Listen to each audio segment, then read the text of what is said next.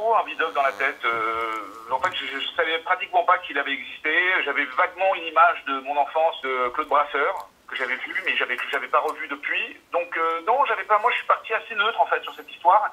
Et d'ailleurs, pour la petite histoire justement, c'est que je me suis vraiment battu pour qu'on garde pas ce titre de Vidocq, qui pour moi était joué un peu sur la nostalgie d'un truc dont tout le monde n'est pas au courant. Et au contraire, il faut prendre une ligne du texte qui est l'Empereur de Paris, que je trouve beaucoup plus fédérateur et qui justement s'adresse aux gens qui n'ont pas la référence de qui était ce mec. Non, c'est pas vraiment un roman. Enfin, c'est même pas du tout un roman, Vidocq. C'est surtout avant tout des mémoires qu'il a écrits lui-même.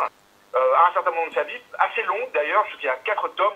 Donc ça déjà, ça donne énormément de renseignements sur qui il était de son propre point de vue.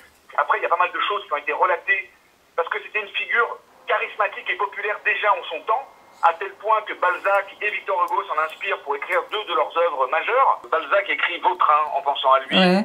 Victor Hugo écrit Jean Valjean en se calant sur lui. Vautrin, ça veut dire le sanglier, puis bon, Jean Valjean, on connaît sa force dans Les Misérables. Donc en fait, on parle d'un mec quand même extrêmement robuste, une force de la nature. Moi, je suis pas une force de la nature, loin de là. Donc du coup, je me suis dit, je vais déjà commencer par remplir mon costume. Donc ça a commencé par 15 kilos. 15 kilos, à pousser de la fonte, à manger du poulet et du sucre comme un dingue pour pouvoir vraiment prendre en masse.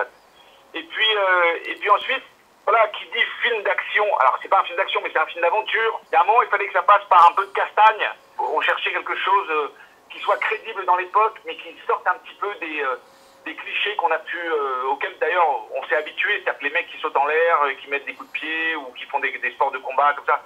Moi, j'en ai un peu ras-le-bol de jouer ça de toute façon, et donc il fallait trouver quelque chose justement qui prenne un peu le public à contre-pied. Et je suis tombé sur un truc qui s'appelle le Systema, qui est un art martial russe très peu connu parce qu'il a été utilisé pendant le KGB pendant longtemps, du coup on n'en a pas trop parlé, et qui a toutes ces particularités-là. Il n'est pas belliqueux dans son apparence, il n'est pas démonstratif, mais il est extrêmement efficace et très très brutal.